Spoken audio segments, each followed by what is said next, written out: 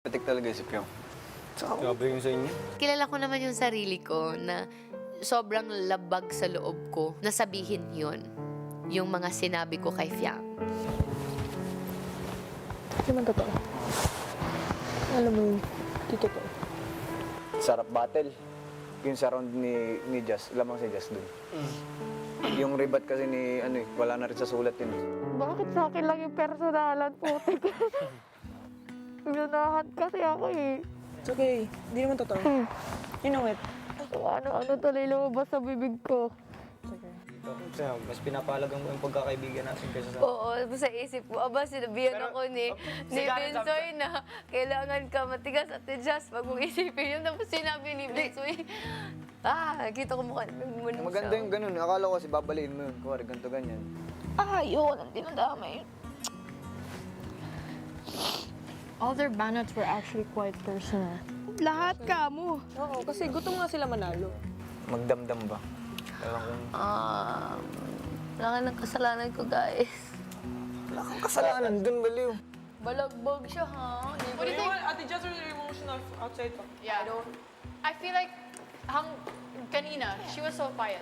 Bilib nga kay Jess eh. Galing mo, Jess. Ang galing ka. Galing mo. Hindi yun si Jazz. Ang ganda nga eh. Let go, it's a task, guys.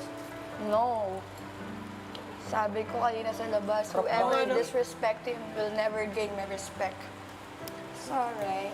Kaya baka na-hurt ko talaga yun eh. Di ka ba na-hurt? Wala ano. Pero nasaktan ako sa mga sinabi ko sa kanya.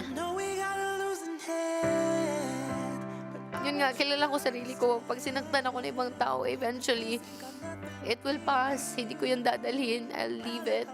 And then mawawala. Pero yung idadala ko sa puso ko na may nasaktan ako na ibang tao.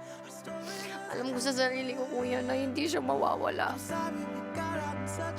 If I'm gonna be honest, nung una kang dumating dito, that's really our tingin of you. Like parang, oh, this girl probably will say whatever she wants to say, whatever you think of. Strong personality yung dating. Oo. Yeah, pero like, I won't go, dude. I won't go that far. Yeah, exactly. I might actually hurt her feelings. Kasi kuya, last week lang din ako nakibond sa lahat. Sa kanya po ako din naging close. Kay Jess po.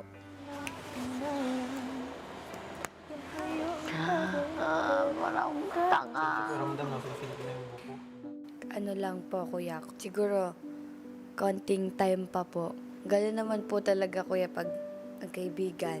Fiang, gusto ko lang rin ipaalala sa iyo na bagamat kung ano yung nararamdaman natin ay dapat tinatanggap natin, niyayakap, wini-welcome kung ano man ang gagawin natin nang dahil sa emosyon na yun, we are accountable to that. At para sa akin, si Jazz at ikaw ay parehong nagkamali. Regardless kung sino man ang nauna, Dapat inaayos. Jazz, gusto ko lang sabihin sa iyo na naniniwala ako sa goodness mo, pagiging mabuti. Gusto ko lang iparating sa iyo na tanggap ko ang mga pagkakamali mo.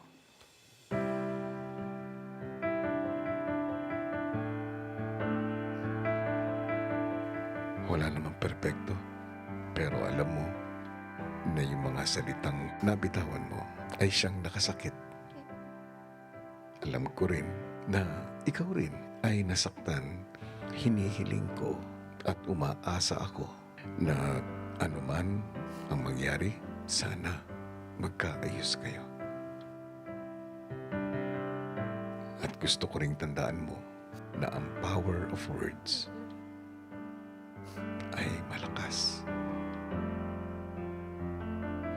It can make someone happy and it can also hurt someone so deeply.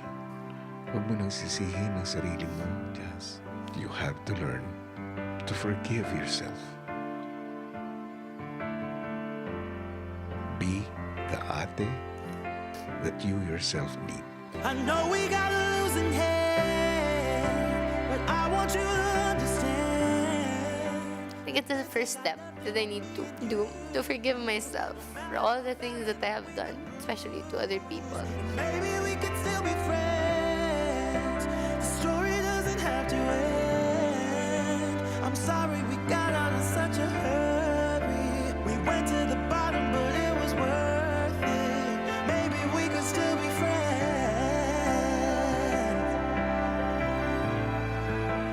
Thank you, Kuya.